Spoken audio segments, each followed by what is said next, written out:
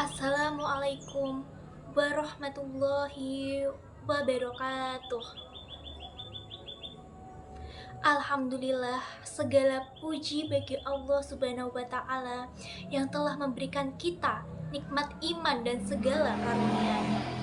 Sebelumnya, perkenalkan nama saya Meilina Kusuma Wardani, nomor absen 4. Saudara-saudara yang dirahmati Allah Subhanahu wa Ta'ala, pada kesempatan kali ini kita akan membahas tentang hakikat, martabat, dan tanggung jawab manusia. Topik ini sangat penting karena menyangkut jati diri kita sebagai hamba Allah dan khalifah di muka bumi. Pada hakikatnya, manusia diciptakan Allah Subhanahu wa Ta'ala dengan kedudukan yang paling mulia dibandingkan dengan makhluknya yang lain. Susunan anggota badan yang kompleks tidak hanya tersusun dari otak dan jantung saja, yang mana setiap anggota tubuh tersusun melalui susunan syaraf yang sangat kompleks. Keadaan tersebut masih menggambarkan manusia kurang lengkap, karena kelengkapan manusia bukan hanya di fisik saja, melainkan tentang kelengkapan non-fisik, yaitu kelengkapan akal dan jiwa. Laqad khalaqnal insana fi ahsani taqwim, yang artinya sesungguhnya kami benar-benar telah menciptakan manusia dalam bentuk yang sebaik-baiknya.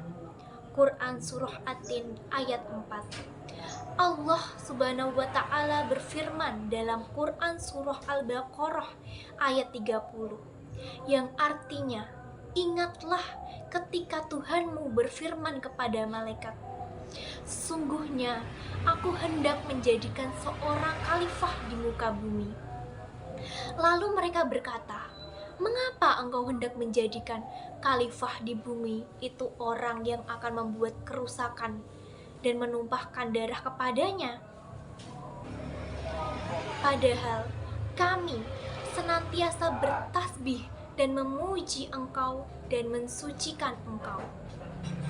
Lalu Tuhan berfirman, sesungguhnya aku mengetahui apa yang tidak kamu ketahui. Quran Surah Al-Baqarah ayat 30. Dalam ayat ini, kita memahami bahwa manusia diciptakan sebagai khalifah di muka bumi ini.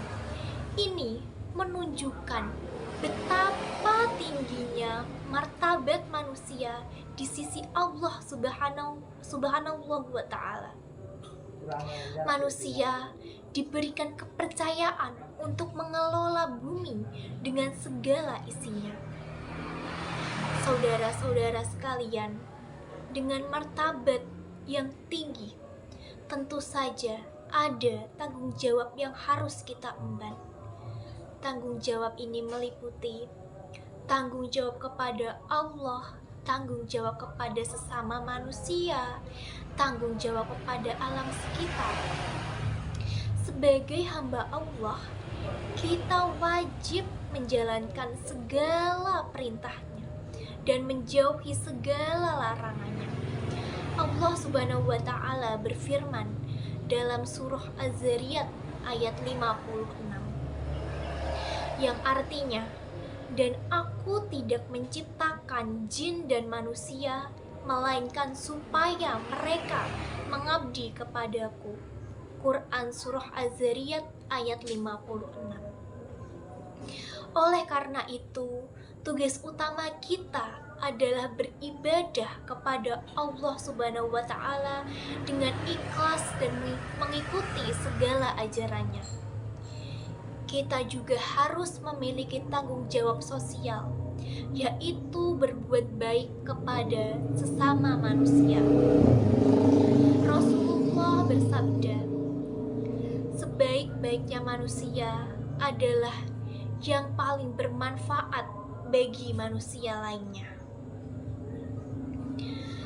Dalam hadis ini, kita diajarkan untuk selalu berusaha memberikan manfaat dan kebaikan kepada orang lain, baik keluarga, tetangga, maupun masyarakat luas.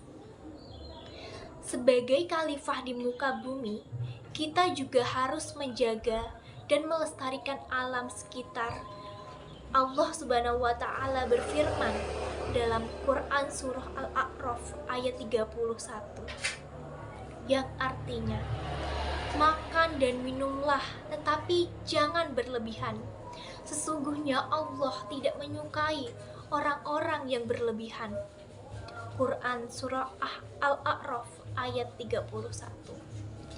Ayat ini mengajarkan kita untuk mengingat bahwa keseimbangan dalam memanfaatkan sumber daya alam, tidak berlebihan, dan selalu menjaga kelestarian lingkungan. Saudara-saudara yang dirahmati Allah Subhanahu wa Ta'ala, demikianlah hakikat dan martabat dan tanggung jawab manusia menurut ajaran Islam. Semoga kita semua dapat menjalankan tugas dan tanggung jawab kita dengan sebaik-baiknya, serta selalu mensyukuri nikmat Allah yang diberikan kepada kita. Marilah kita berdoa kepada Allah Subhanahu wa Ta'ala agar senantiasa diberi kekuatan dan petunjuk dalam menjalani kehidupan ini sesuai dengan ajarannya. Amin ya robbal alamin. Demikian tausiah dari saya. Wassalamualaikum warahmatullahi wabarakatuh.